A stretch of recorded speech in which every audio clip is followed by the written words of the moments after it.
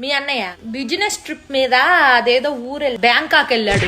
Office ఎదవాళ్ళకి బుద్ధి జ్ఞానం లేదు. ఈ మధ్య మరీ ఘోరం అయిపోయి నెలకి 2 సార్లు బిల్లుతున్నారు బ్యాంకాక్. అసలు అల్లాడిపోతున్నాడు. అంత దూరం అంటే ఒళ్ళు హూనం అయిపోదు. ఎక్కడో మ్యాప్ చివరనుంది బ్యాంకాక్. రాగానే ఒళ్ళంతా నొప్పులుగా ఉంది, కాస్త కాపడం పెట్టు రాజ్యం అని నోరారా అడుగుతాడు. అల్లాడిపోతున్నాడు. పోనీ నేను కూడా వస్తానయ్యా నీతో పాటు, నువ్వు ఆఫీస్ పని చూసుకో అంటే, వద్దో రాజ్యం నువ్వు రామాక, కడుపులో నీళ్లు కదలకుండా ఉండు, వేళకి తిని పడుకో, నీ ఆరోగ్యం నాకు చాలా ముఖ్యం అంటాడమ్మా మహానుభావుడు. అల్లాడిపోతున్నాడు.